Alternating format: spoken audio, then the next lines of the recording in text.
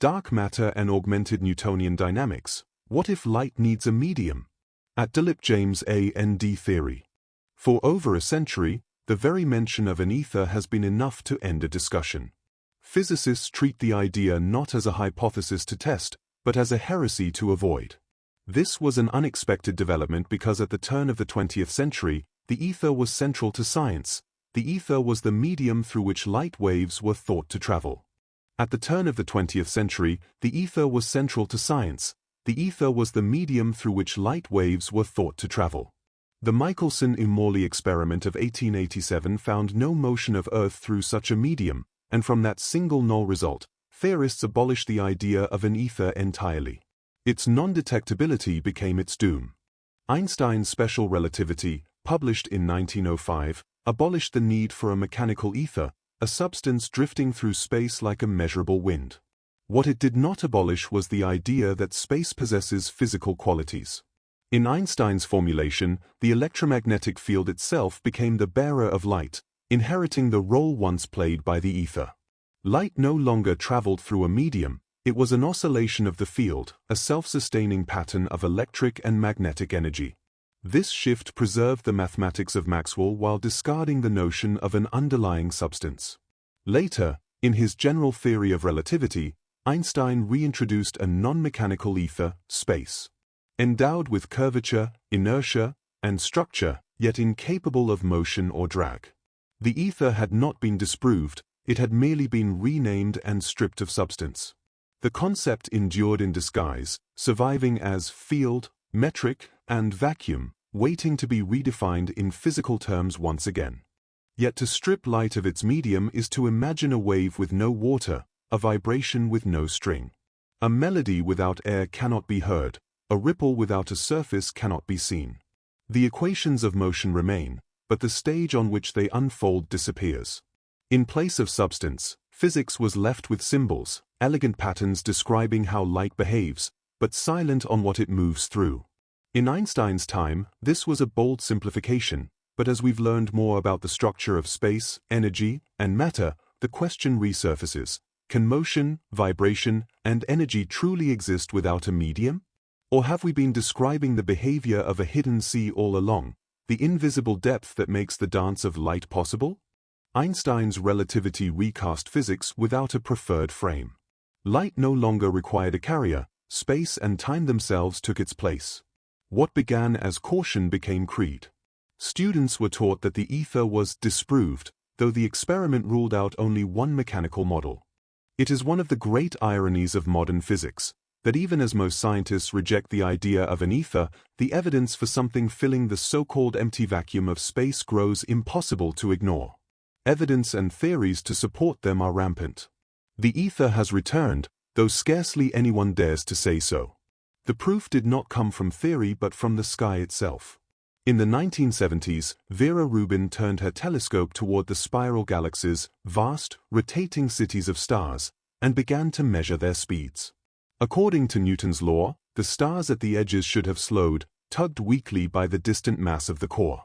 Yet Rubin's data told another story. The stars on the rim were racing just as swiftly as those near the center. For such motion to hold, Newton's equations demanded more gravity, far more than the luminous matter could supply. The extra mass could not hide in the core, it had to extend outward, surrounding the galaxy in a vast, unseen halo. Astronomers named it dark matter, an invisible presence outweighing the stars 5-1. Modern surveys have confirmed Rubin's insight. About 85 to 90% of the universe's gravitating substance is unseen. It bends light, shapes galaxies, and anchors the cosmic web, yet allows every photon to pass untouched. Something fills space, real, but invisible.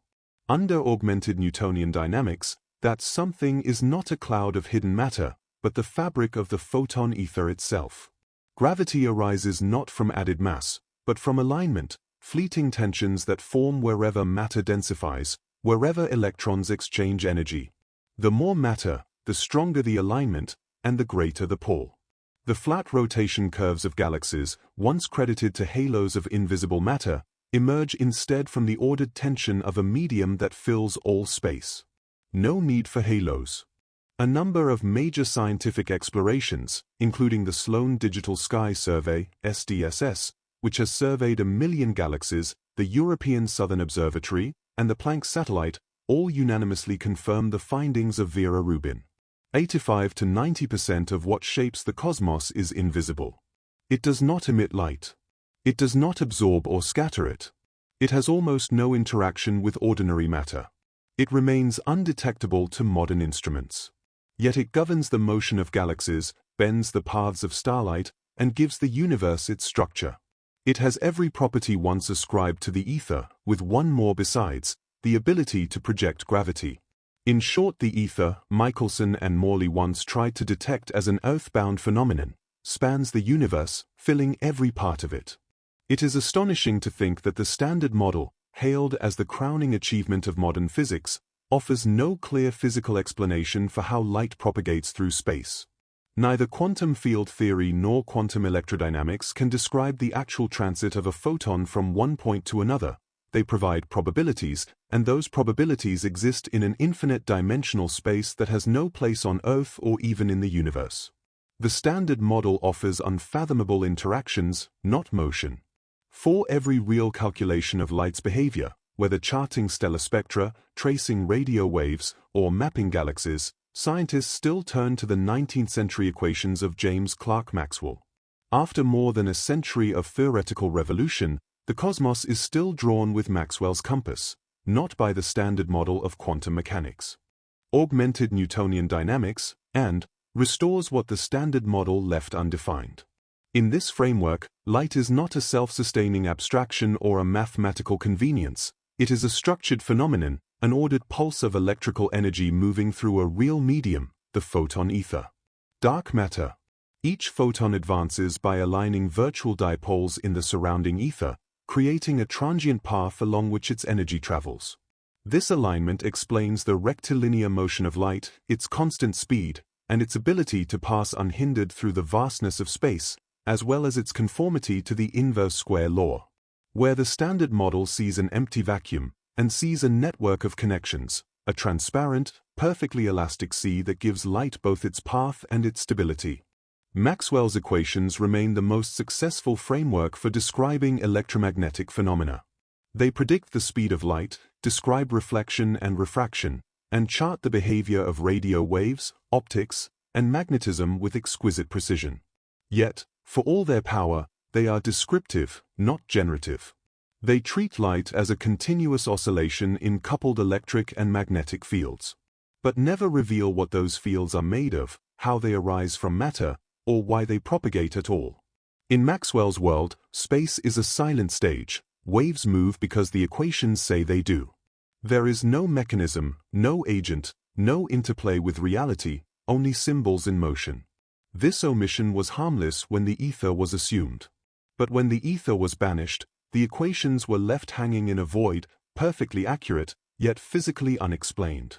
Augmented Newtonian dynamics restores what Maxwell's mathematics requires. A medium through which oscillations can travel, a structure that can support wave motion. A foundation upon which light can move with reason, not assumption. The flaws of the Standard Model are not minor, they are structural evasions. Foremost is the wave function, a tool without substance, said to hold all information yet possessing no energy, no mass, no location, an abstract construction that travels through infinite dimensions that have no place in our world or even the universe. It spreads without cause, collapses without reason, and reforms on demand. Such behavior belongs to statistics, not to physics. To mistake probability for presence is to confuse bookkeeping with reality. The same illusion haunts the electromagnetic field. Light is described as a self-sustaining loop, an electric field creating a magnetic field, each birthing the other, yet no agent is named to store or restore energy.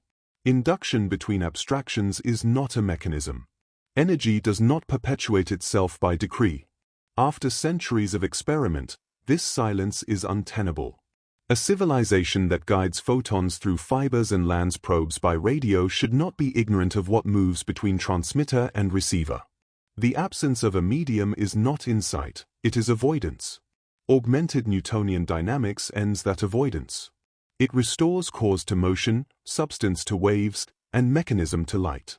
The photon ether provides that substance, a living lattice of virtual photons aligning and realigning to carry energy without loss. Here, waves have bodies, fields have meaning, and light moves as process, not probability. It has been demonstrated beyond question that unseen matter fills nearly 90% of the universe. But where did this invisible presence come from? And why does it possess faint yet unmistakable electrical properties? Augmented Newtonian Dynamics, and traces its origin to the very beginning, the Big Bang.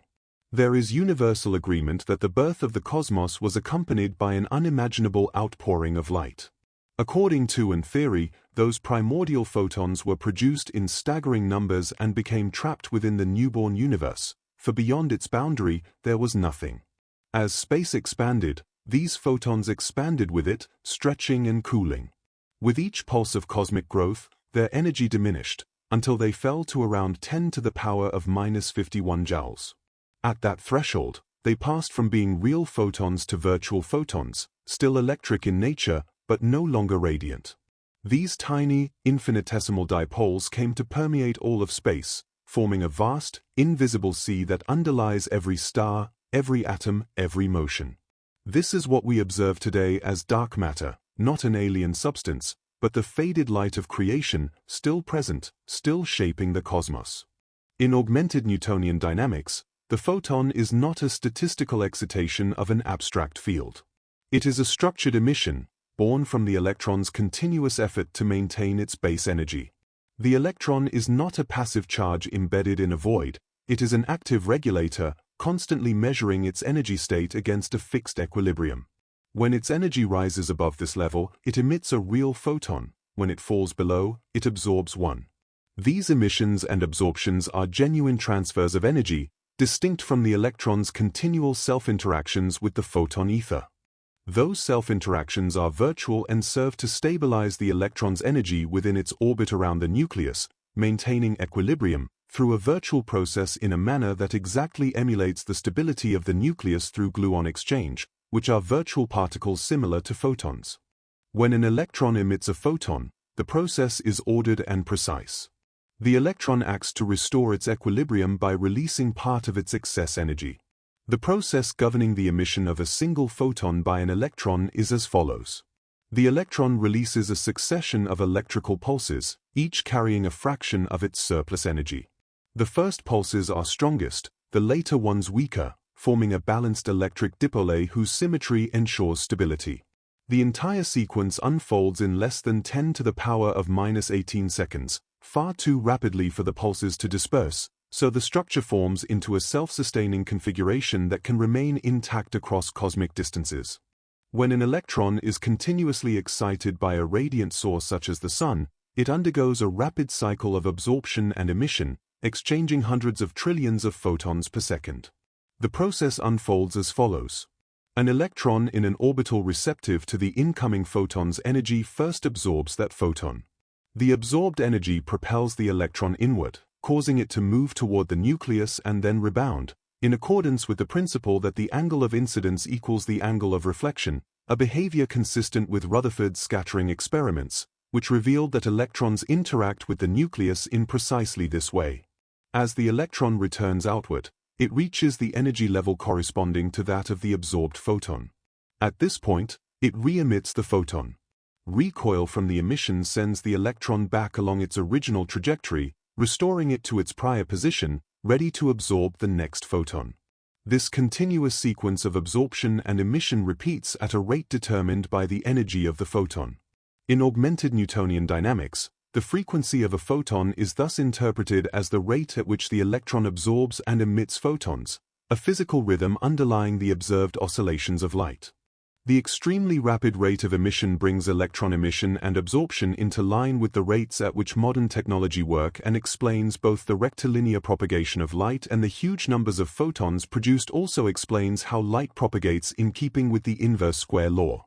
Ever since Alan Guth, in the late 1980s, proposed his theory of a universe expanding at near-light or even superluminal speeds, cosmology has been framed around a fixed composition. 67% dark energy, 28% dark matter, and less than 5% ordinary matter. But a closer look at how light truly propagates suggests that this model cannot be correct. If augmented Newtonian dynamics, is right, light travels through a photon ether in which every part of space, no matter how thinly populated, actively participates in the exchange of energy. Even in the remotest cosmic regions, where only 1 or 2 particles exist per cubic meter, those particles absorb and re-emit photons continuously. In such voids, those few particles are almost entirely hydrogen atoms. The radiation they produce must therefore belong to the hydrogen spectrum. This assumption accounts for not only the 1 mm cMBR wavelengths but also for the blackbody nature of that signal. Just as the Earth is constantly bathed in radiation from space, so too are these solitary atoms. Each receives energy, re-emits it, and passes it onward through the photon ether. The result is a universe crisscrossed by incountable lines of radiation, blending seamlessly into the smooth blackbody spectrum we detect as the cosmic microwave background radiation, cMBR.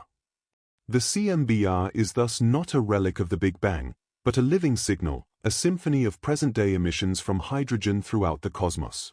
If one seeks the true relic of creation, look instead to dark matter, the fossil light of the universe, now cooled and quiescent, yet still shaping its form.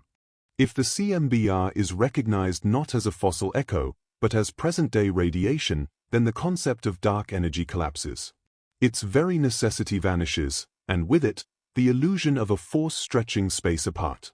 What remains is dark matter, restored to its rightful role as the true substance of the cosmos, composing over 90% of its mass.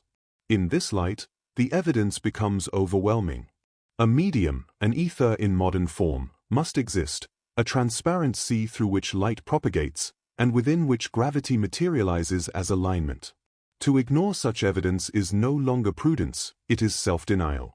To dismiss the question is to abandon the very spirit of inquiry that built physics.